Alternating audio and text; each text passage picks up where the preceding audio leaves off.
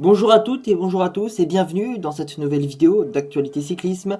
Tadej Pogačar, le Slovène, a récemment remporté son 3e Tour de France et on pourrait appeler ça un triomphe sous le signe de la controverse. C'est pour cela, aujourd'hui on va pouvoir parler, on va pouvoir également s'interroger si le Slovène Tadej Pogačar, même si aujourd'hui rien n'est prouvé, est peut-être bien dopé. Pour la 3e fois de sa carrière, Tadej Pogačar de l'équipe Emirati UAE Team Emirates a remporté le Tour de France, confirmant sa place parmi les meilleurs cyclistes de sa génération.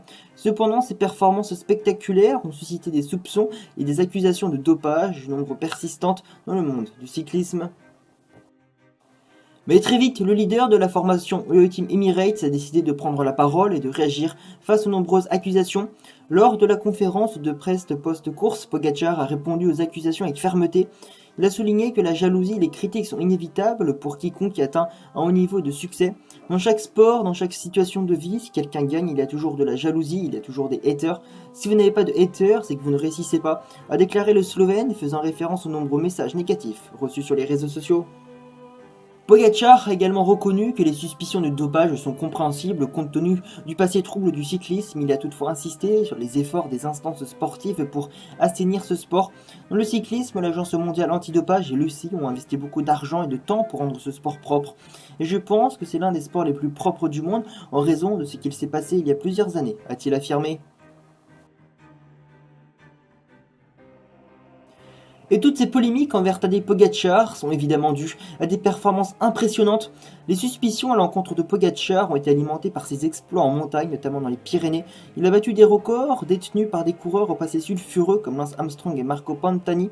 2 mois après sa victoire au Giro, Pogačar a dominé la grande boucle avec 6 victoires d'étape et quasiment 5 minutes d'avance au classement général final sur son dauphin, Jonas Vingegaard. Ces performances ont été telles que certains observateurs ont trouvé difficile de croire qu'elles puissent être accomplies sans aide illicite. Mais Tadej Pogačar a également abordé les dangers du dopage, insistant sur le fait qu'il serait totalement stupide de mettre en danger sa santé pour une victoire. Le Slovène a déclaré « On ne peut faire du vélo que jusqu'à 35 ans et ensuite il y a d'autres façons de profiter de la vie. Ça serait vraiment stupide de jeter tout ça et de risquer sa vie pour une course. C'est un jeu, on veut gagner, mais ce n'est pas tout. La chose la plus importante est d'être en bonne santé. » Alors oui, c'est complètement normal d'être aussi nombreux, d'avoir des interrogations sur Tadej Pogačar après une telle domination de la part du Slovène, mais il ne faut pas oublier que les contrôles sont nombreux et rigoureux. Malgré les suspicions, Pogačar n'a jamais été contrôlé positif ni suspendu. Sur le Tour de France, il est contrôlé quotidiennement par l'Union cycliste internationale, UCI. Pourtant, face à la domination du Slovène, certaines équipes françaises demandent encore plus de contrôle. Donc pour terminer cette vidéo, en conclusion, bien que les performances de Tadej Pogačar suscitent des interrogations, il maintient que le cyclisme d'aujourd'hui est plus propre que jamais grâce aux efforts des autorités antidopage. Le débat sur la probité dans le sport demeure, mais Pogačar continue de clamer son innocence, mettant en avant sa santé et son intégrité. Alors maintenant, j'ai envie de dire, c'est aux supporters et aux fans de vélo de faire confiance ou pas à Tadej Pogačar. Tadej Pogačar, un coureur qui clame clairement son innocence et qui dit qu'il ne mettrait pas sa vie en danger pour remporter un Tour de France. Mais c'est vrai qu'on peut se poser des questions quand on voit un coureur terminer une très grosse étape de montagne, attaquer à tout va, très peu fatigué à l'arrivée. Alors oui, on peut se poser de très grosses questions, même quand on voit Tadej Pogačar écraser les pédales. Pogačar qui a connu une domination totale sur ce Tour de France 2024. Mais moi personnellement, je fais confiance aux coureurs et aux institutions antidopage contre cette affaire. Et puis il ne faut pas oublier de là où vient Tadej Pogačar, sûrement la meilleure formation du peloton actuel. L'équipe Emirati a clairement un budget illimité, que ce soit pour recruter les meilleures pépites du peloton. Mais surtout, je pense, pour donner parfois des petits produits à leurs coureurs qui sont très limites niveau dopage, mais pas interdits par l'UCI. Donc moi, personnellement, j'espère que Tadej Pogačar est clean dans cette affaire et je fais confiance aux coureurs slovènes.